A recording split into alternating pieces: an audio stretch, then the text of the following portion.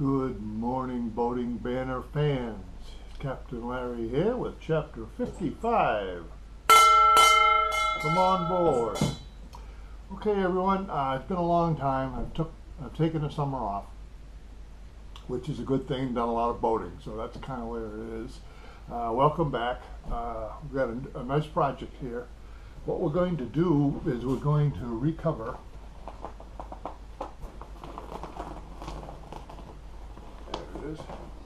We're going to recover front berth cushions. This is the original was in fabric, and the owner wants to put it in a kind of a light brown vinyl. So we'll get that done.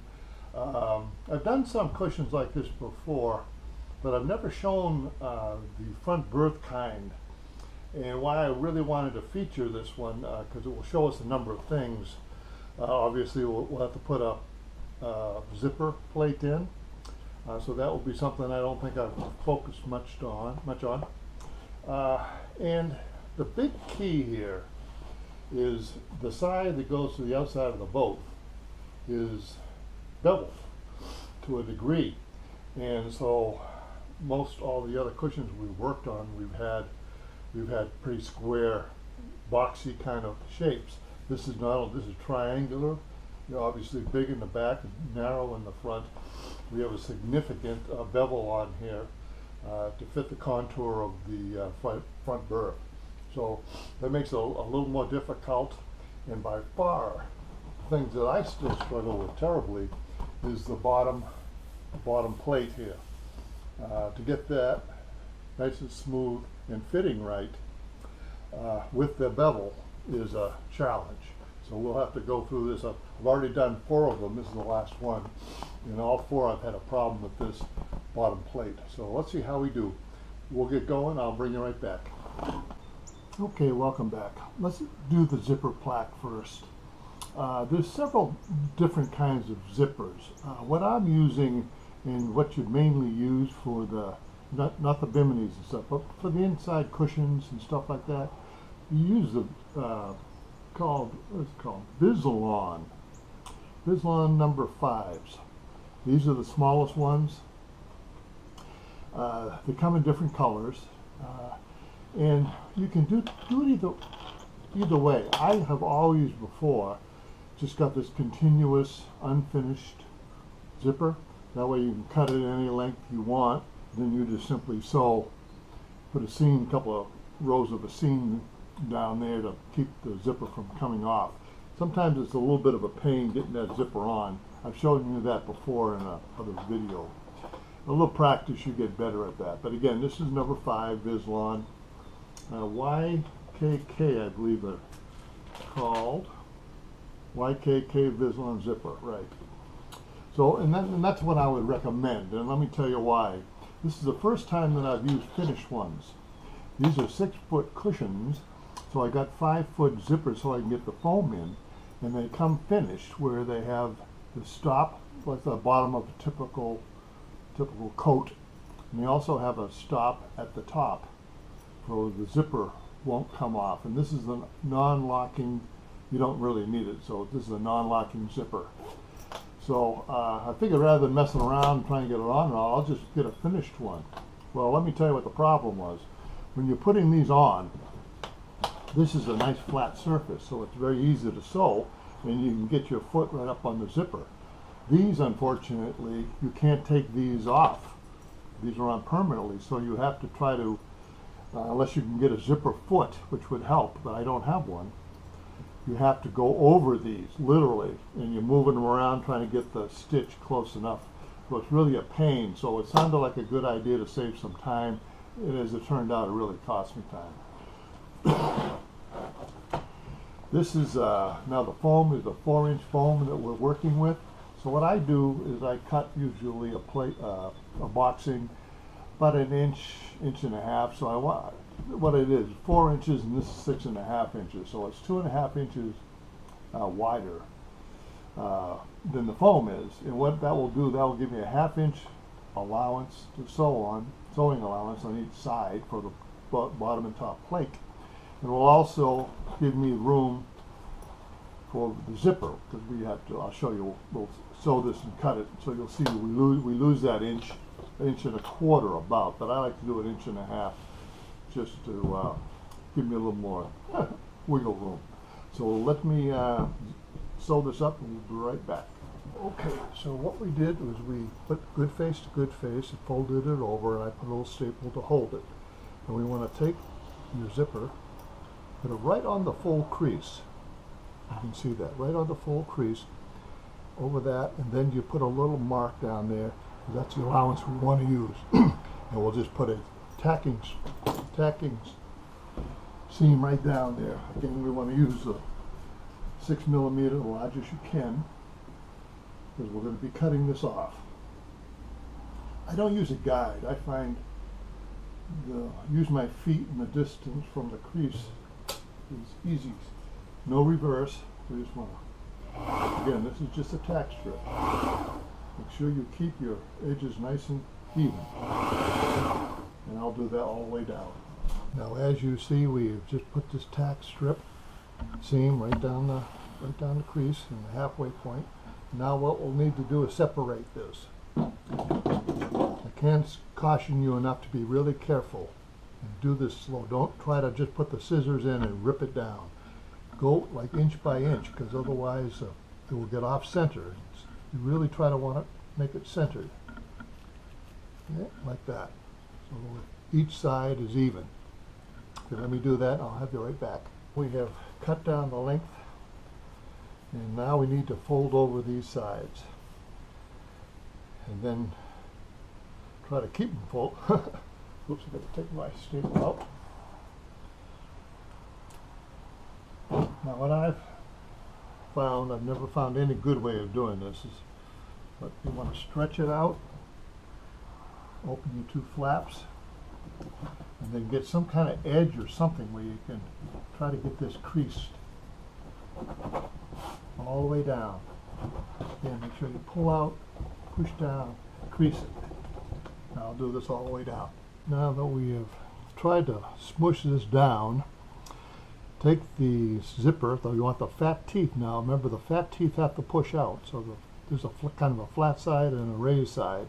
You want that raised side pointing out to the good corner, a good side. And you want those teeth as close to the center of that seam we made as possible. Now this is where I'll tell you where we have a little problem with sewing around this.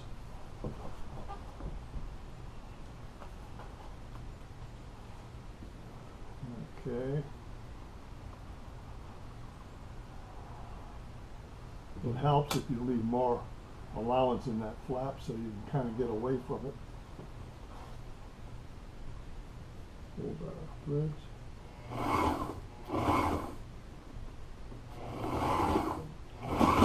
Go over the thing. Now we want to reverse. Okay. Now what I found, you notice on there, I don't know if you can see it, there are little lines. And it's good to pick a line and follow that all the way down for a nice straight seam. So that's what I'll do. Done now. Sew down each side. We got the allowance rolled over again. We put the teeth right in the middle. What you need to do is when you come up to your slider, you need to push that back and forth when you're sewing on it. Get up as close as you can and then raise your bag, your foot there, and you can usually get around it. You see I moved a little bit when I hit it because I had moved it down there. That's the problem with having these. I suggest you go with the continuous rather than the finished. Okay, now all we need to do, see we look pretty good here, nice and straight. And this will be we got to cut this open with a seam ripper. Got to be very, very careful, because if you're not careful, you'll cut into this vinyl, and then it will look lousy. So just be real careful, go inch at a time. After you finish ripping open that seam, see now we have the close, and then open, now we see our zipper. What you'll have these little fuzzy threads from the tack strip we did. And I don't know any other way but just picking them all out. Again, this is on the back side of the boat, so you really won't see it, but just because they look funny to me. Anyway, it just takes a lot of time going down, picking out each little one. Okay, there we go. We got a finished zipper plaque. Here's the top plate. What I like to do is make it the same size as the foam, so that when we do, we're going to double seam the sides. So when we do that, the seam should run pretty much right on the edge. Okay, we've cut out the boxing. What I do is I cut them out. These are 5 inches. Because again, the foam is 4, and we add an inch, so we get 1/2 inch allowances on both sides. So that's one strip with 48 inches we did. I mean, about 80 inches. This is for the back. That's another 5-inch strip. And these are 6 inches, so they match the ends. Again, our strip for our zipper will be too short, so we have to add 2 pieces onto the end, and that's what I'll do now. One other quick thing, I put a B for bottom. When you're dealing with a heavily beveled product like that, you really need to keep these things organized top to top, because the bottom's going to have a big bevel. And so anyway, we want to just keep it that way. So just mark all your boxing accordingly. All we've done is taken the, not the bevel side now, the right angled side, because that's the easiest. Nothing special about that. I just put a single stitch on that.